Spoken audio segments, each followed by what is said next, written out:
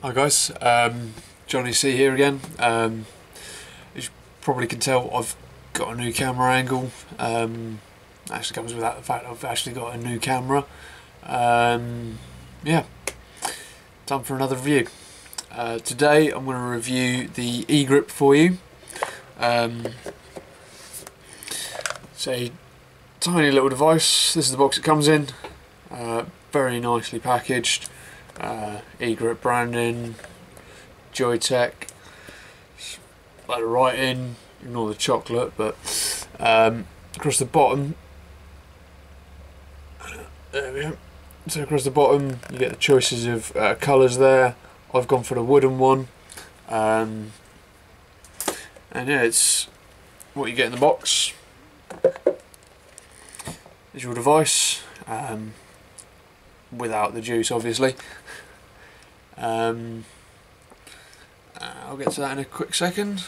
Pull a little ribbon that comes out. In there you have your manual and your warranty, as well as a little screwdriver, spare coil, a couple of spare O-rings, and your charger, which is in this box here. Sorry, excuse me.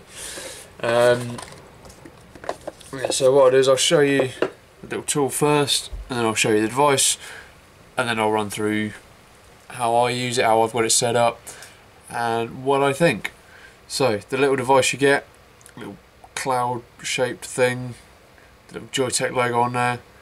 This is for opening up the bottom, because that's where your atomizer sits, your coils, and also you can use this small end, actually a very small flathead screwdriver, to open up your airflow, which is this little screw on the bottom there. I'd honestly say it doesn't make too much of a difference. I got it out of the box, had a little play. I've only actually loosened that off a quarter of a turn, and for me that is perfect. Yeah, so the device itself, it is a very, very small device. I thought the iStick was small. This is the same height, a little bit wider, but it's got your tank built in. Yeah, it's a 1500 milliamp hour battery in here with a 3.6mm tank, which, considering it's also a 20 watt device, is phenomenal. The sizes, it's across this way is 46mm, then this one is 20mm, and then from the bottom to the top here is 74mm. All in all, it's actually smaller than a pack of 20 cigarettes. Does weigh a bit more, but I don't care about that. Yeah, I mean, it fits in any pocket. I tend just to throw it in my jeans. Actually, I've forgotten it's there a couple of times, which is quite surprising. But yep, just to save rambling, I'll show you how it performs, how I've got it set up. So out of the 20 watts, I have actually got no idea what I've got it set to, because if I hold it up there you go. So you can see you've got the little dots that go around this disc, because this disc turns. So that's your 20 watts, which is how it comes in the box. I believe this small one is 8 watts, which is just one click. I run it just beyond that second small dot. You hold the button down, lights up. Got this little light, which is your battery indicator as well.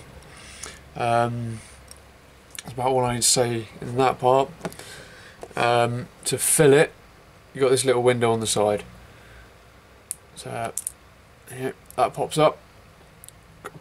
big old seal there. You got your holes, so you pour juice in through the bigger of the two. The second one is just an like an air hole, just to let that air kind of come out, just so it doesn't flood and make a mess. Yep. I mean, that's as far as my up close and personal time will go.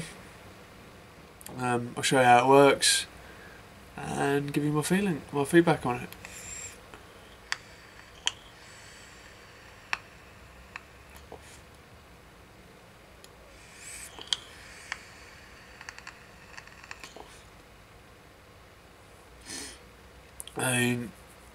This is the Vampire Vapes Heisenberg in here.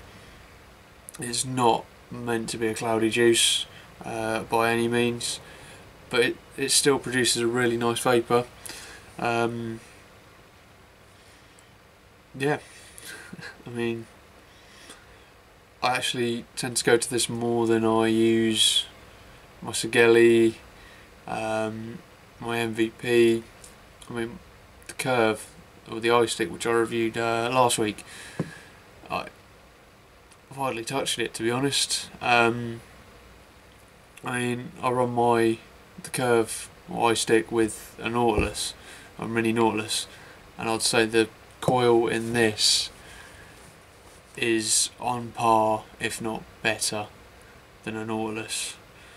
You've essentially got a battery with a slightly larger mini Nautilus strapped to the side of it, put inside a box.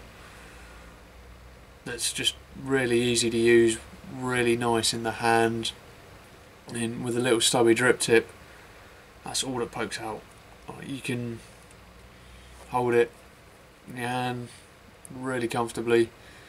I tend to hold it like this, just use the thumb to fire, and that just avoids any issues with blocking the airflow, 'cause with that being on the bottom, I find if you do cover that, it will start gurgling. All you've got to do is clear the airflow, breathe in through it a couple of times, literally 2-3 times, and it's fine again.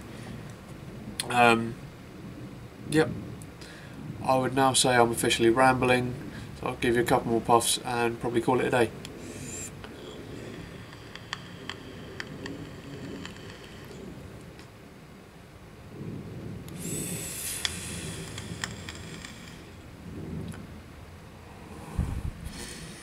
Cheers guys, I'm Johnny C, thank you for watching, and I'll catch you on the flip side.